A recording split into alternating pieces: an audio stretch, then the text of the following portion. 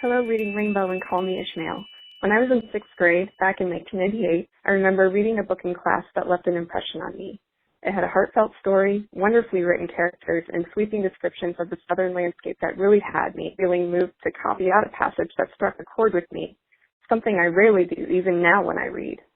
As the years passed, I remembered how much I loved the book and how it made me feel when I read it, but I had completely forgotten the title and the author. All I remembered was a vague impression of the cover art, bluish with a boy and a girl on the front, and the boy had glasses, and his name was Woodrow. Every once in a while, I would remember the book and try to figure out what the title was.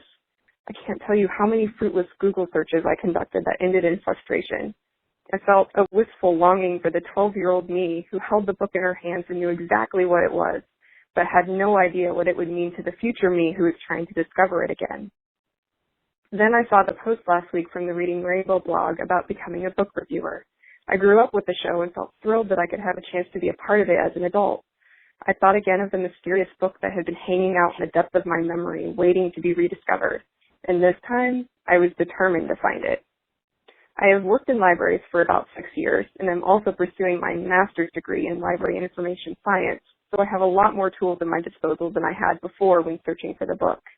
I bypassed Google altogether and instead searched WorldCat, the library catalog that searches the holdings of libraries in your area and around the world. I conducted an advanced search with the terms I had, junior fiction and Woodrow. And lo and behold, it only took one search to bring up the cover art I remembered, a bluish backdrop lush with green trees, with the images of a blonde girl and a boy with glasses. It was Belle Prater's Boy by Ruth. I could barely contain my joy as I realized I had finally found what I was looking for all these years. I went out in the pouring rain to a library that had the book, checked it out, and read it in just a few hours. As I read, I kept an eye out for that passage that I copied out almost 2 decades ago. Although I can't be sure exactly which one it was, there was one that described my experience with this book to a T. We headed down the railroad. You could see the steel tracks like deep blue ribbons stretching far and away through the valley in the moon's light, following the black river as it snaked between the hills. There was a cool breeze over this still, ghostly scene, and I knew all of it was carving an impression deep into my mind. I would be able to call up this picture again and again whenever I wanted to see it. The memory is clever that way.